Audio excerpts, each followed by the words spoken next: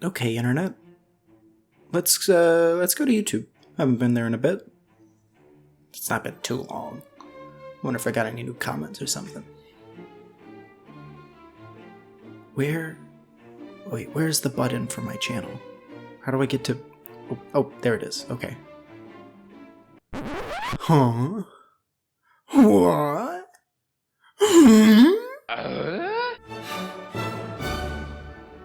Howdy, y'all. I'm Glade. This is going to be a little different of a video today. I've been gone a bit, but we're back. I feel like I say that every time because I do. Today, we're starting the first part of a longer series about Reconstruction and Revivalism. There's a lot of folks who watch and learn, but they feel too paralyzed by the lack of direct instructions to begin. This is meant to help remedy that issue. This first episode is about finding your own Hearthcult and beginning your practice with the gods. So, real quick, let's define Hearthcult. Note, there's a difference when I say cult capital C and cult lil dumb baby C. The term cult comes from the word cultus, simply meaning a system of religious worship. Hearthcults, by extension, are the cults of your home or your household. This typically refers to the gods, spirits, ancestors you worship, and the ways in which you worship them. Now, in theory, this can extend from just one person to a whole group of worshippers, but in practice, individual practices are often not homogeneous enough to call one single Hearthcult. Now, to clarify why I say we find our Hearthcults, I feel this wording helps capture the experiential nature of polytheistic praxis. You may go into it looking for something, and you may in fact find it. Or, you won't, and something unexpected will appear before you. You may set out trying a specific element of praxis like daily prayer and find that you always find yourself thirsty afterwards, and so you begin dedicating your tea making afterwards. Whatever direction you set out in, there will be forks along the way that add more to your practice than you ever thought of. And certainly some things will fall off, and that's perfectly fine. Things have their time. Let them serve you. Your praxis should never be a bane on your life. That's what heathen TikTok is for. So, how does one find what gods they want to connect with? A variety of means are at our disposal here. The first and most common is through just the wait-and-see approach.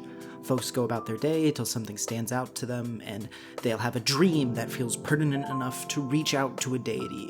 One way or another, you feel like something has reached out. It's not at all uncommon to see pagans describing and experiencing a call of sorts. Not often is it actually hearing words or seeing deities. You know me, I'll tell you to get that shit checked out. But rather, an aha moment where, it clicks. Or the feeling of a presence around you. A variation on this would be to start with an open prayer, calling out to any god that can hear you. It's important to be wary of our own confirmation bias here as far as UPG is concerned, but ultimately, if it leads you to a good relationship with a deity, that is a net good. For other people, the myths are the avenue that speaks to them. The stories of the gods give us glimpses of their character and how our ancestors saw the gods. Let's say, for example, you're a pre-med student who has a calling to helping people. Based. You may have an inclination to reach out to Air or Asclepios, Asclepios,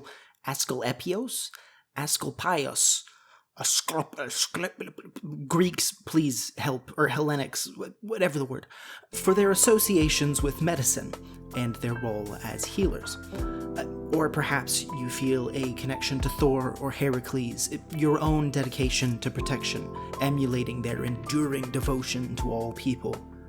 So you give a prayer or an offering and see where it goes from there. Another popular option is that of meditation. Now, a brief safety blurb: meditation is a pretty safe practice, but take care to prepare the space you're going to be meditating to be as calming as possible, as our minds can wander in the worst ways when we meditate. Treat it as you would an acid trip. Not that I know anything about that, YouTube. Do not listen to a guided meditation video or podcast while driving or operating heavy machinery or with a pie in the oven. You will burn the pie. I promise you. And the pie, it deserves better. Meditation. is an important spiritual tool to many traditions. In Buddhist tradition, meditation is a key part of the Eightfold Path, the path to enlightenment, and in some Hinduisms, meditation is a way to garner knowledge and experience of the divinity within the self, and has been a regular part of practice in various forms for over 3,000 years.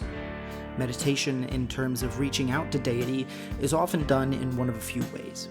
As per usual, you have the generalized approach, ponder on the question or nothing at all and try and intuit the rest. I don't recommend this because, well, in a sea of gods, every wave can be a sign. That is to say, it's pretty damn hard to distinguish one deity you have never worked with before from another you have never worked with before, no matter how much you've trained your intuition. The second option would be to meditate on your conceptualization of a single deity or set of deities and see what happens. You may feel a pull towards something or another. To be honest, that's all I can say about meditation because it's a practice that I don't understand, and it seems too inconsistent for myself to use personally. I can't visualize shit, and I gather that's supposed to be a big part of the practice. It is certainly a useful tool, but I'm not someone who's going to find use from it, personally. If you are interested in meditation, there's certainly no shortage of information out there from other sources. Now, there are a few misconceptions about the rules of working with deity that get spread about in paganism and its plague of Twitter brain and baby's first theology. One such concept that will get spread around the pagosphere is that of closed deities. The concept being that similarly to closed traditions, there are closed deities, entities, who, based on your cultural or ethnic background, are out of balance for you to access. Now, there are a few reasons why it may not be appropriate to participate in certain practices, especially around dynamics of oppression and appropriation. But can the same be said about deities? I think not! At the end of the day, claims saying that one cannot work with a deity from these traditions is typically just straight up folkism. Deities care not for blood and soil, and why should they? You are no different from any other person on this planet in that you are a human being. Our deities worshipped may have begun and propagated from a specific culture, but the deities themselves are timeless and landless. Now, an important caveat. Let's say you feel you have had an experience with X deity in an initiatory practice. Great, that happens. You should build on it. However, that does not excuse anyone from doing their due diligence and accessing this information through the proper channels. Having a spiritual experience does not excuse anyone from ethical standards. As polytheists, pluralism is a foundational aspect of our path forward in this world. As such, we have to be the best examples for treating each other's cultures with respect and do no harm to them in the process.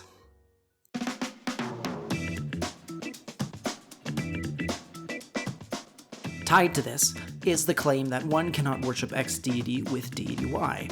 For example, someone who worships Balder cannot or should not have a praxis with Loki. Look, if anyone's going to tell you how deities feel about one another, it's not Snorri Sturluson or Silverclaw Moonpussy, it's the deity themselves.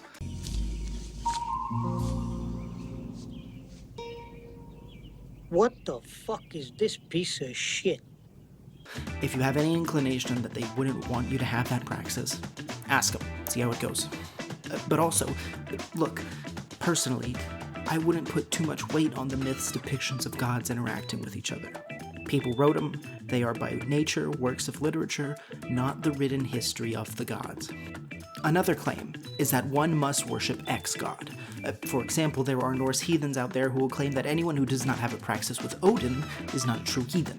This claim is most often applied to deities historically taking the seat of a high god like Odin, Zeus, Jupiter, or Peru, or among deities whose domains are seen as protectors or ontological goodness exemplified, like Thor or Balder.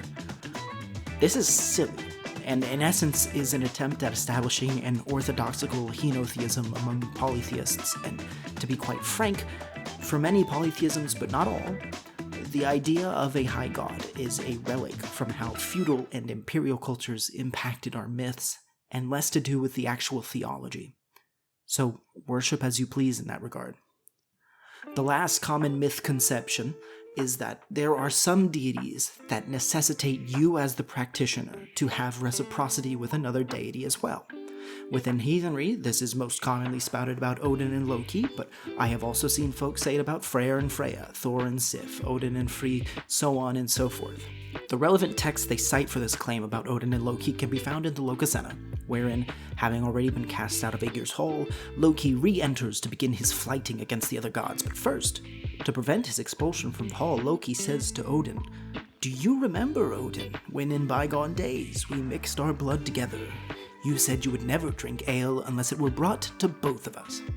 To which Odin tells Vithar to give Loki his seat, lest he say words of blame to us in Aegir's Hall.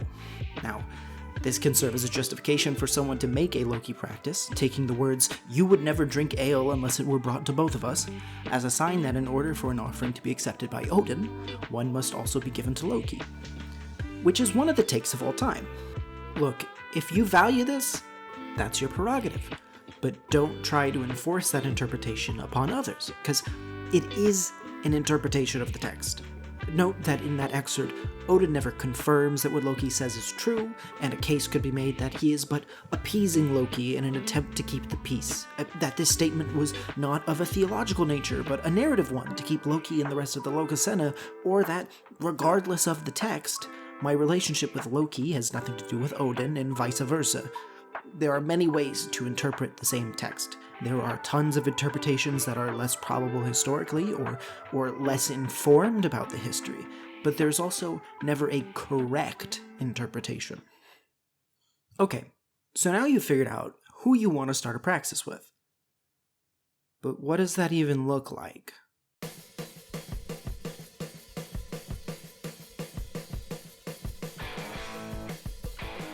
This is where we figure out the how you practice part of Cultus. But first, this video is sponsored by Raid Shout Out Me, bitches. It's sponsored by me. Look, I love doing this, genuinely, but the biggest barrier between me making more of these videos for you is money. I want to make these videos better and better quality. However, these videos are really heavy on the editing, and it can take well upwards of 72 hours all in all. That's equivalent to 3 days working 24 hours straight. So, in order to alleviate some of that cost of time that I could be working or studying to finish my degree or whatever else, I'm starting a Patreon. There's a couple of tiers. It's fairly cheap for entry, but if you want to contribute more, you can. All you get from it is access to a Glade Patreon specific channel in the Hold, and occasionally access to some of the transcripts of these videos, as well as the occasional post of things that I dig into that aren't exactly long enough for a whole video or not the right vibe to go on the channel. I can't promise the frequency of posts, but I will only be charging per post, not monthly, so you will never be charged for nothing. Unless you want to be, I guess. The link is in the description. Any and all support is appreciated, whether it's paid or not. But please, think of the gators. Now, back to the practice of praxis. The first step is a little self-reflection and an acknowledgement of your own boundaries and limitations. This is twofold, as there are two main factors that limits one practice: situation and knowledge. You may want to give daily offerings or hold ritual weekly, but if you got a 9 to 5, that may not be possible. There may be actions or deities that you aren't able to interact with healthily. Common examples of this would be worship of Dionysus if you are struggling with issues of addiction or impulsivity, or fasting when you don't have a healthy relationship with food or body image. There can also be more tame reasons why any part of your practice goals is unrealistic, like being in the broom closet, or not being monetarily possible. There is nothing wrong with this. There is no mandatory minimum to practice right. Like, at the end of the day, your religious practice is meant to serve you. You shouldn't be stressing over it. As far as barriers of knowledge, this is something that just comes with time. It can be incredibly intimidating diving into a new tradition or practice, and often the knowledge you are looking for to know how to get started, that is knowledge you only get through diving in. Or it could just be out of reach right now. Academia bars a lot of folks from historical sources, as well as some practices being so amorphous that the question of why and how to do them will have a million different answers from different folks. It's like pizza. Everybody has an opinion on what's right and what's wrong. How do you tell whose opinion is right? Well, like pizza, the answer is cheese. No, for real. Where you land on these things takes time to determine, and time is one thing that no YouTube video can cheat code for your practice. Don't be afraid to try things out, and when you hit a knowledge barrier, just give it your best shot, and adjust when you learn a little more. And never be afraid to ask questions. The Everglades Air Key makes no guarantee of quality or responses to questions posed to herself or others. TEE is not liable for any accidental cursings, unintentional knifings, and or angered spirits. Should you incur the wrath of gods, please send an email to the.everglades.airkey@aol.com, cause holy shit, how did you accomplish that?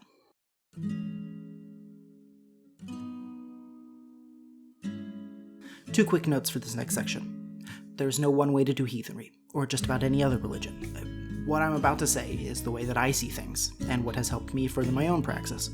And it shifts over time. Literally, while writing the script, I had to restart this section because of a major change in my thought process about my praxis. It's a good system, but it's not the right system. That needs to be said. Secondly, the following practices are going to look pretty damn similar whether done for gods, spirits, or ancestors. However, for brevity, I'm just going to use the words gods or deities. For the most part, there are two main ways that we interact with deities: prayer and offerings. The first step in almost every practice is prayer. If you have ever been religious before, it ain't anything different, it's just prayer. However, if you are looking for something more specific to heathenry, or if you ain't got that background, take a look at this video by my friend Ocean. He breaks down the 3 parts of the heathen prayer, and it's better to just watch this than have me try and rehash his shit. Prayer can be done anywhere, and at any time. It can be silent voiced, sung, ridden, or hopscotched. Okay, maybe not that last one. Prayer, at the end of the day, is how we most directly communicate with the gods. Do it as you feel, and when you need to or want to. It should be a no-pressure situation. You can have prayers of praise, or prayers of petitions, prayers of love or of grief, casual check-ins, or serious heart-to-hearts. Prayer is foundational in fostering a relationship with the deities in our lives, and despite its simplicity, its importance can't be overstated. Offerings, they're a little more involved than prayer, and are almost always accompanied with a prayer. To me, there are 3 main types of offerings: material sacrifice, devotional acts, and consecrations or dedications. Material sacrifice is what it sounds like. Take a tangible physical thing, give it to the gods. There's more nuance to this, but we'll get into that later. You can do this by drowning, burning, burying, eating, any method of destruction, including leaving it outside. Note, while I say eating, as far as reconstruction within heathenry goes, this is something that would typically only be done within the context of a feast, wherein the setting aside a portion of the meal for the gods would be done as well. But here again, traditions vary, and revivalism or syncretism ends up giving you a choice to make as to how to deal with the whole shebang, including disposal. Also, literally, there is nothing wrong with throwing these offerings in the garbage. After they have been offered, what happens to the physicality of the offering is a bit of a non-issue for heathens. As far as what you give for an offering, give anything that has the same connection to that god for you, or anything that you would give a guest of honor or a close friend. Water is a great offering, especially on a budget. A few things not to give as offerings within heathenry: rotting food, blood or other bodily fluids, things that you cannot afford to offer, or anything else that necessitates harm to you or others. The gods, they don't want your spit, they don't want your coin, at least not your last coin, you know, and I don't think I have to explain why you shouldn't give gods rotten food. That just seems petty or deliberate. Dedications or consecrations, comparatively, much more simple. You take an object, say a tool, or perhaps a building, or the land the building is on, and you anoint it, and you ask for a blessing upon it. Then, if that object were to be used, it would only be used in service of that god, or for worship of that god or gods. Easy, breezy, beautiful cover gods. The last of the 3, devotional acts, it's a little less straightforward. Devotional acts are not commonly considered an offering, but rather something that you commit to doing as a sign of respect or devotion to a certain god, or as an aspect of their domain. I hold a different take on devotional acts as offerings depending on the act in question, in that I don't see why devotional acts would be meaningfully different from material sacrifice or consecrations by a deity, and that we offer acts of service to friends and family all the time. For a gift example, think of those corny coupon books that folks will make, like one free movie night, or helping your friend move house. But ultimately, the distinction between offerings and devotional acts is going to be one made by each individual practitioner. This can be as simple as dedicating the time it takes to make and drink a cup of tea in the morning to a deity, wherein you spend that time mindfully or solemnly, giving your full effort and thought towards this act. Or it could be more complex, like devoting your career in medicine as a devotional act towards air. You do a little prayer, you do a few offerings, bish bash bosh, you've got a praxis. Now, how do we expand on that? You really got two options. You've got just unabated natural growth, or something a little more regimented. I can't give you tips on the natural progression of your praxis, so let's talk about a way that you can help the process along. If you're serious about putting a little method to your madness, the first thing that you are likely going to have to do is create a journal or diary for recording experiences or ways of doing practice. Unfortunately, we can't just remember everything that we do or is done to us. You are, in fact, not an elephant. From there, your approach is largely your own. You can treat it like a journal and record what you do each day, how you feel, that kind of thing. Or you can apply a little bit of that handy-dandy scientific method and start tweaking variables of your practice to see what elicits what response in you. Now, if you go too far with this, you're gonna get into territory where you risk viewing the gods like vending machines. Hit A4, get a cookie. Completely transactional. That don't mean you ain't gonna hit A4 sometimes and get a ham sandwich, but rather that a mindset wherein the gods are but pieces of a formula. And that can work for some magic, I suppose, but it's not necessarily a healthy dynamic for religious growth and for keeping yourself safe from confirmation bias and gullibility and the likes. Similarly, trying to experiment with your practice in a way that's too loosey-goosey is going to seriously impede the usefulness of any record or any experimentation. Sure, you may chance on something you really like, but that's going to happen at about the same as random chance at that point. So why are you even journaling? But no matter what you choose to do, regular self-reflection will be key to creating a practice that works for you. And that's about it for today. Hopefully you got some questions answered from this, or at least a bit of perspective of where to start. Like I mentioned at the start of this video, this is intended to be the first in a line of videos discussing the practical aspects of building your practice, a heathenry practicum, but a fair bit should carry over to other reconstructed or revivalist paths. So, if you want to see that, leave a comment telling me what you want to see next, and leave a like on the video. As always, if you want more Glade in your life, hit the subscribe button. I promise it is not a scam. Also, don't forget, Patreon, me, started. If you want to support what I do, and you're in a position to do so, that's the best way to do so. But, no pressure. And as always, take care and take it easy.